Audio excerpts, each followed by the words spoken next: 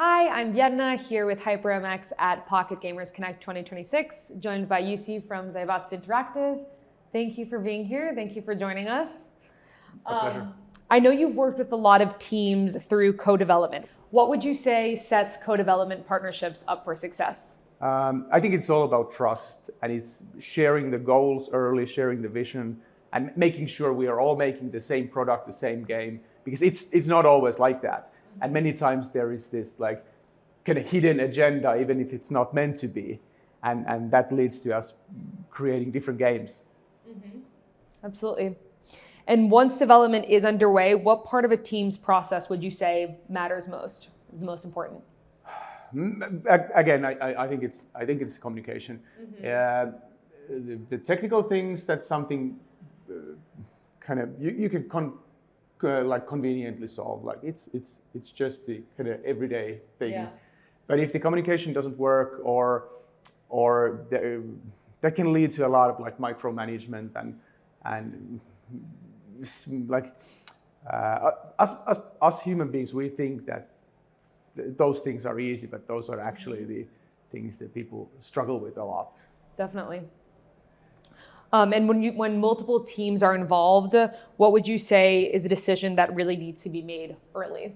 I think that's a really good question, because the important thing is to know who are the stakeholders and who is the decision maker in which part.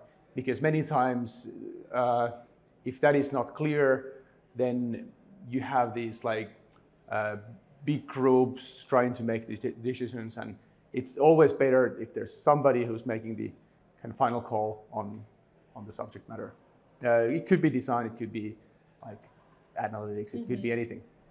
And how early on do you think that teams should be thinking about monetization, and what happens when they leave it kind of too late?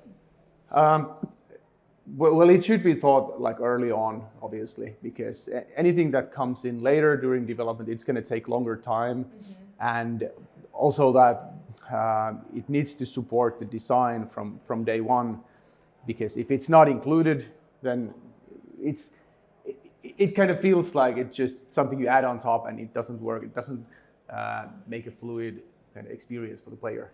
Sounds like it's critical to kind of set you all up for success. Yeah, as well. Yeah. Mm-hmm. And when teams work across studios, what do you think will matter more in the future than it has in the past? I think AI is going to be like a big subject of that, and how it's used and why and where.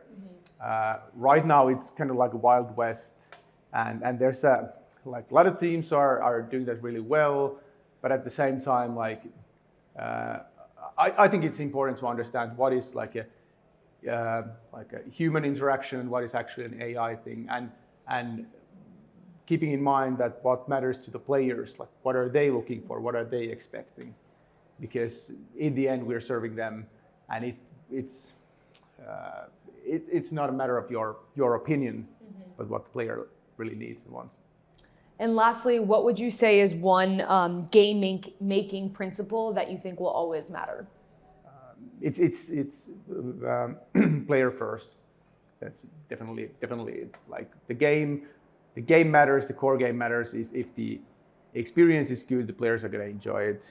If you're kind of trying to make a game to make money, that's not going to work.